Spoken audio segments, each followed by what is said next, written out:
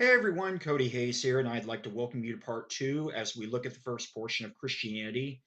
And here's where we left off. We left off with the early life of Jesus, Jesus of Nazareth, the founder of this movement, and some of the similarities and differences regarding Jesus' early life between the Gospels, specifically Matthew and Luke. But now let's move into the ministry of Jesus. The ministry of Jesus began when he was about the age of 30, and it lasted from at least 1 to 3 years.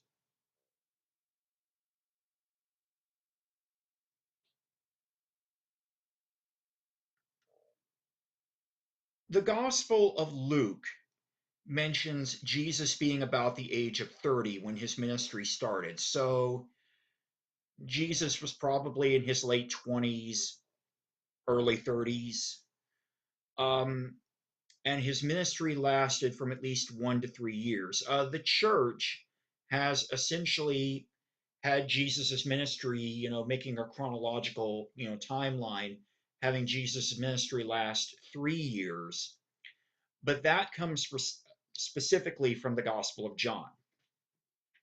The Gospel of John mentions three Passovers, and Passover takes place once a year, whereas Matthew, Mark, and Luke mention one Passover. So a ministry that lasted from, at least 1 to 3 years.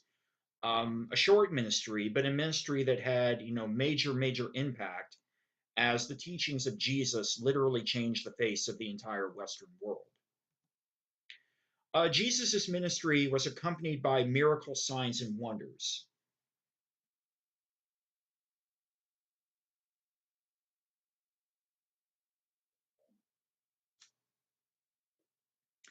So the ministry of Jesus was accompanied by, miracle signs and wonders. And what would be some of those, miracle signs and wonders? Well, feeding the 5,000, turning the water into wine, walking on the Sea of Galilee, raising the dead, healing the blind and the lame.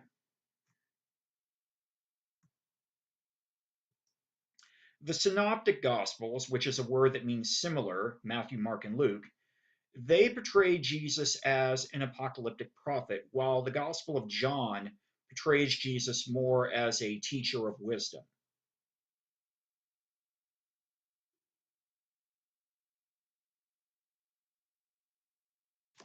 So the synoptic gospels, Matthew, Mark, and Luke, they portray Jesus as this apocalyptic prophet, while the Gospel of John portrays Jesus more as a teacher of wisdom. Why exactly is that? Well, a lot of it had to do with the attitude that was found within the early church, within, I would say, the first 5 decades, after Jesus' death. And you can see this within the writings of Paul, the Apostle Paul, where there is an attitude that the return of Jesus is going to take place within the lifetime of those writers. The first thing that Jesus states in the Gospel of Mark is repent for the kingdom of God is at hand.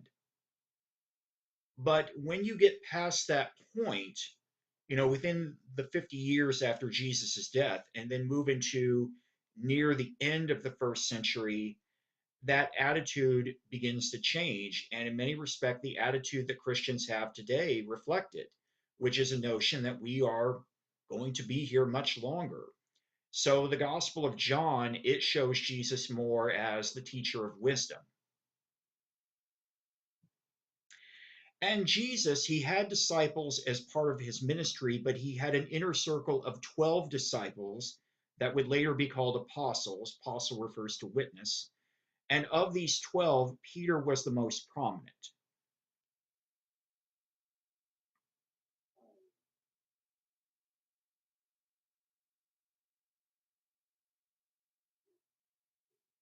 You see this particularly within the Gospel of Mark, where, Jesus, he has disciples, but he has this inner circle of 12 who were later to be called apostles. And of these 12, Peter was the most prominent.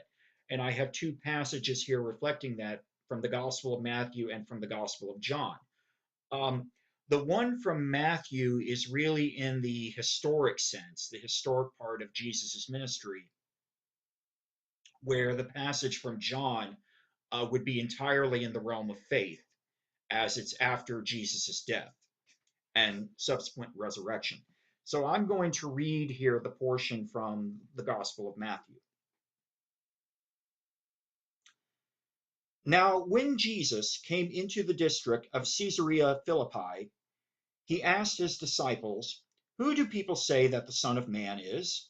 And they said, "Some say John the Baptist, but others Elijah, and still others Jeremiah or one of the prophets." He said to them, "But who do you say that I am?" Simon Peter answered, "You are the Messiah, the Son of the living God." And Jesus answered him, "Blessed are you, Simon, son of Jonah, for flesh and blood has not revealed this to you, but my Father in heaven.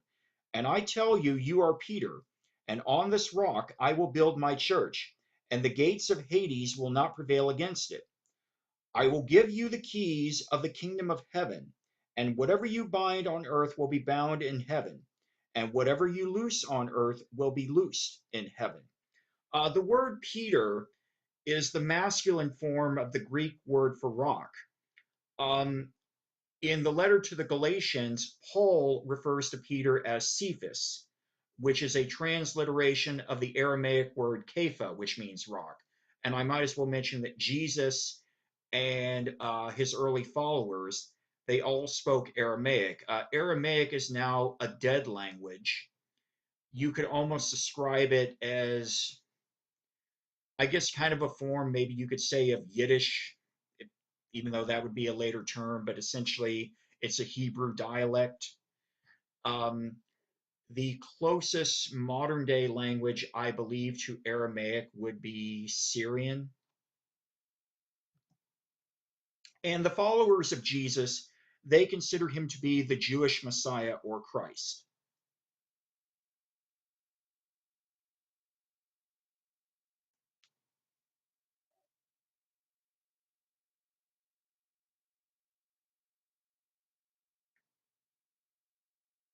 So the followers of Jesus, they consider him to be the Jewish Messiah or Christ. And I probably mentioned this previously, but I'll mention it now, that one of the questions that often comes up between Jewish and Christian relations is, why don't the Jewish people recognize Jesus as the Messiah or the Christ? And the short answer to that question is because they hold that he did not fulfill the messianic requirements. That's the short answer. But to give a little more detailed answer, there was a notion of the Messiah being a figure kind of like King David, this warrior king. And obviously, when you look at the life of Jesus of Nazareth, he did not fulfill that particular role. Jesus saw himself more as the suffering servant in Isaiah 53. And when you read the suffering servant in Isaiah and then compare that to the life of Jesus, you can see similarities.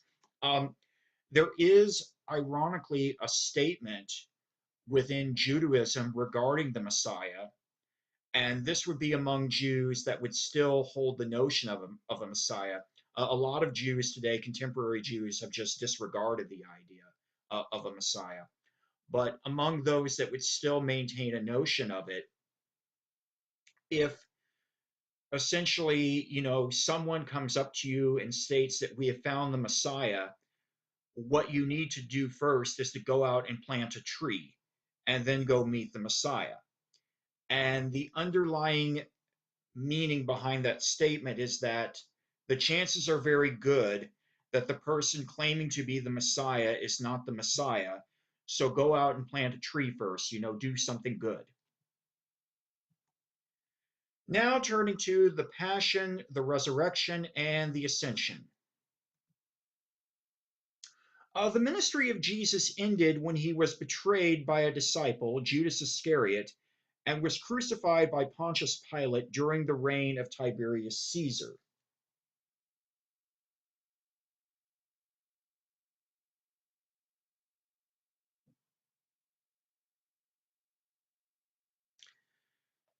So the ministry of Jesus ends when he's betrayed by a disciple, Judas Iscariot, who is part of his inner circle, And then he was crucified by Pontius Pilate, the Roman governor of Judea, during the reign of Tiberius Caesar, who was the Roman emperor.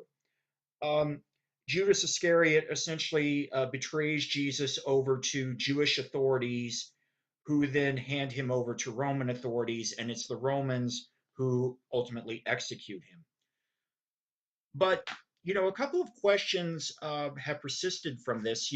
First, why did Judas, betray Jesus? Why did he do this? Um, the Gospels of Luke and John mention how Satan was in him, but that's in the realm of faith. We can't actually prove that historically speaking. And by history, we focus on what's in harmony with the natural world. That's how history is based, focusing on what we can prove. But there are some things within the text that, historians have hypothesized as possibilities.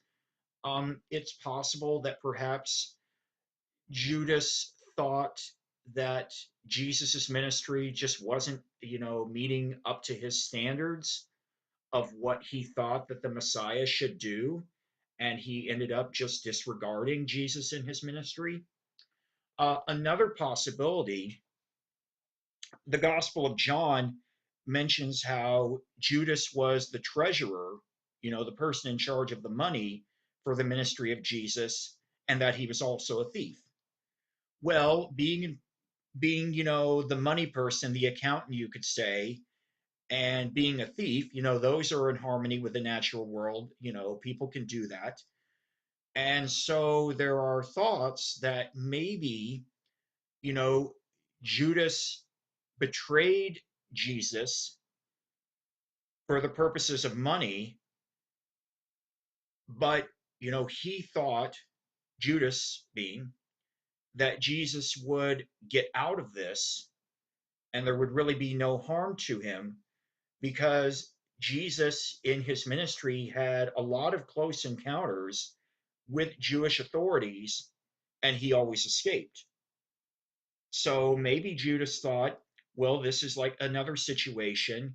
I can, turn Jesus over to say Jewish authorities or point him out, and I'll get some money from this. But Jesus will get away, and the cycle will continue on or whatnot. And but this was a case where that didn't happen.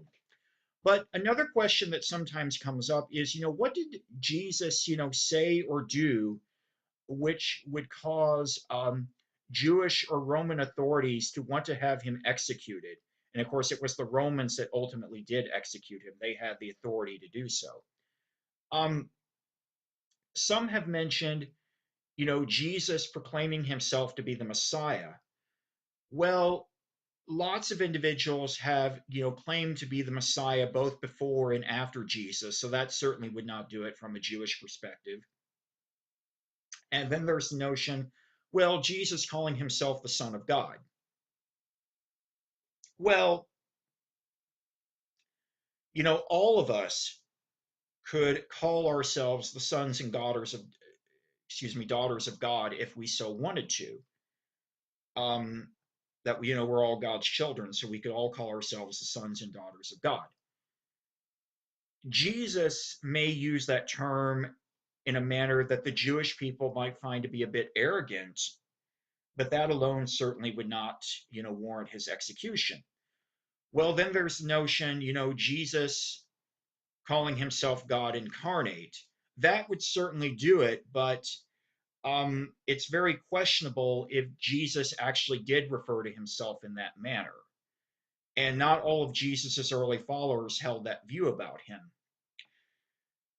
Now, on the Roman side, Jesus referring to himself as the King of the Jews could be seen as a threat to Roman rule.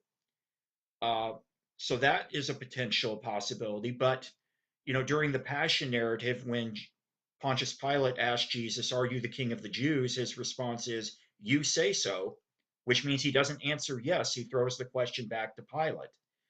If anything, I would say that both Jewish and Roman authorities just saw Jesus as a troublemaker and they wanted him out of the way, to take a moderate view. Well, we'll need to stop here and then we'll continue on in a little bit.